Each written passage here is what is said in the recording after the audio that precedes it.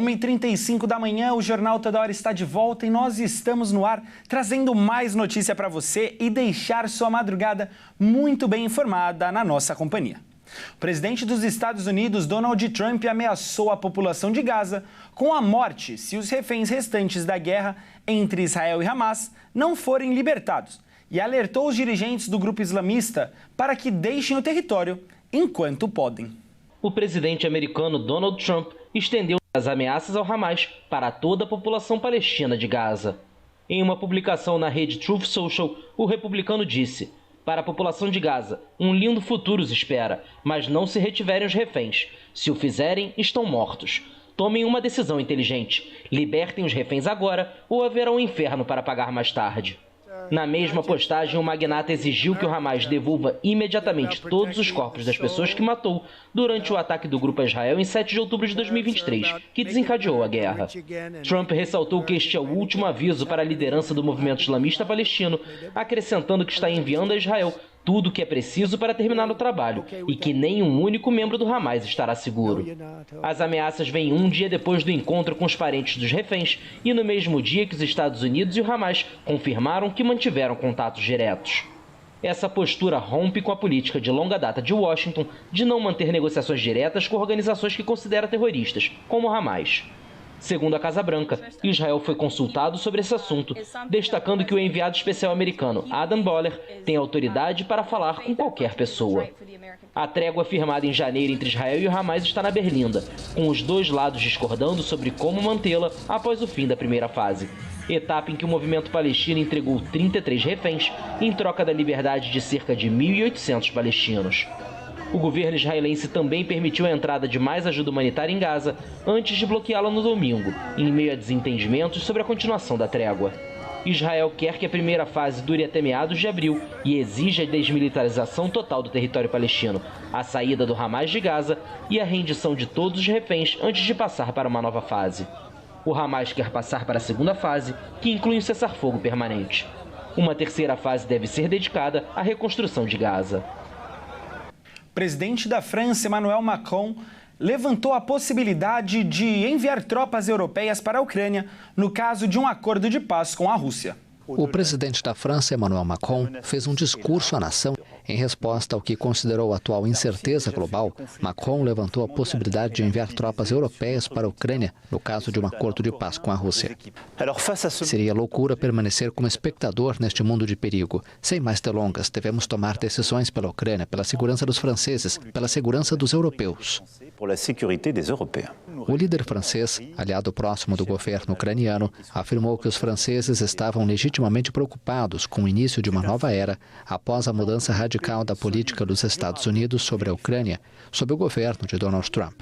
O presidente americano deixou claro que quer acabar com a guerra na Ucrânia por meio de negociações diretas com Moscou, que invadiu a ex-República Soviética em fevereiro de 2022.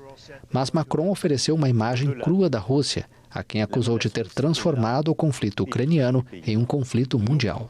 O Supremo Tribunal Federal articulou um julgamento histórico para revisar a lei de anistia.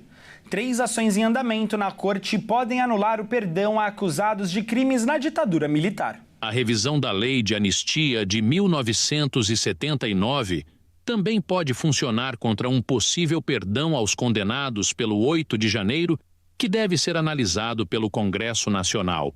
Isso porque o novo entendimento restringe a autonomia dos parlamentares para conceder ampla anistia. O julgamento das ações pode reverter o entendimento atual do Supremo, que, em 2010, negou revisar a lei de anistia, apesar das denúncias do Brasil na Corte Interamericana de Direitos Humanos por crimes cometidos na ditadura. Como o Brasil é signatário da Convenção Americana de Direitos Humanos, o Ministério Público Federal recorreu da decisão do Supremo. Esses recursos, que foram negados no passado, podem mudar. Dino deu voto favorável à revisão da lei de anistia para ocultação de cadáver. Depois foi a vez de Alexandre de Moraes. E, por fim, Edson Fachin.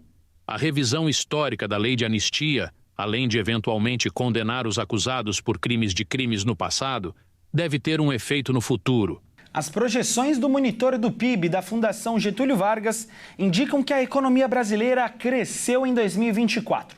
O crescimento gera emprego e estimula o consumo. Mas, por outro lado, a inflação preocupa.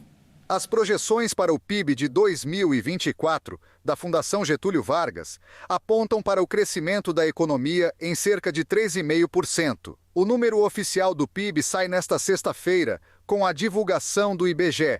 Se o resultado se confirmar, essa será a maior expansão da economia desde 2021, quando o aumento foi de 4,8% após o tombo no ano anterior por causa da pandemia de Covid-19.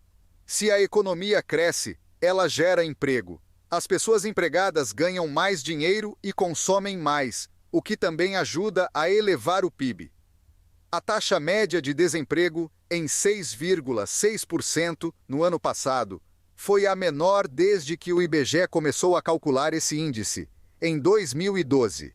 O país bateu o recorde de pessoas ocupadas, com mais de 103 milhões na média do ano, e que juntas ganharam quase 329 bilhões de reais por mês, na média anual, também a maior massa de rendimentos reais da série histórica. Em 2024, o consumo das famílias foi um grande responsável pela alta do indicador. Mas a preocupação dos economistas é que a alta demanda continue a pressionar a inflação, se o Brasil não aumentar a produção na mesma medida.